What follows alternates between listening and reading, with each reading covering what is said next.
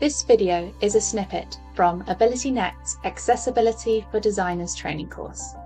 Accessibility consultant Matthew Fellion explains how to use sufficient text contrast. Text contrast. WCAG requires that text and images of text have a contrast ratio of at least 4.5 to 1 against the background. Okay, so what does that 4.5 to 1 mean? We'll get into that. It's a ratio between between sort of the brightness and the relative brightness of two pieces of content. Large text must have a contrast ratio of at least 3 to 1. So regular text is defined as text that is less than 18 point in size, which is about 24 pixels, if it has regular font weight. If the text has bold font weight, then regular text is less than 14 point or 18.5 pixels.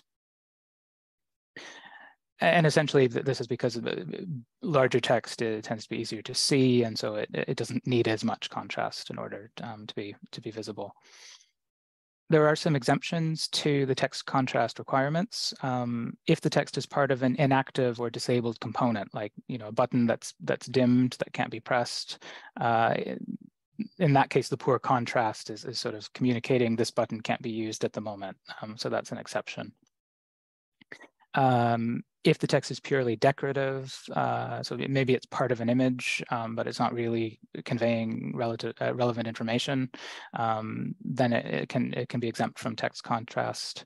And if the particular presentation is essential, so if it's part of a flag, a logo, or a brand name, it's excluded from the criterion. Although certainly if you're designing a logo, we would encourage you to think about text contrast, because it's even if it's exempt,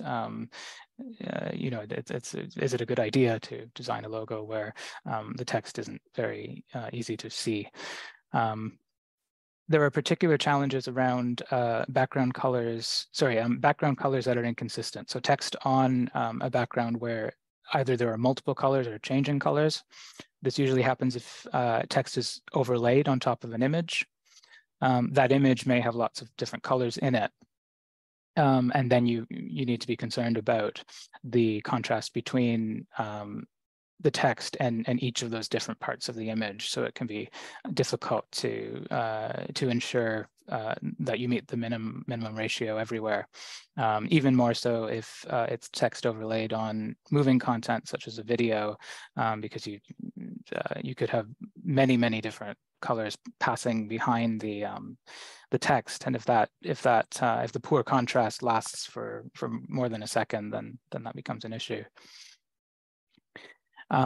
Also, be mindful that the background that text appears on can change with reflow, for instance. So perhaps as a user zooms in, as the content is reflowing, a piece of text may appear on a different colored background than it previously did, and that can be easy to overlook. Of course, the text should pass contrast against its background in all of the different states of the page. Learn more about accessible designing with AbilityNet's training.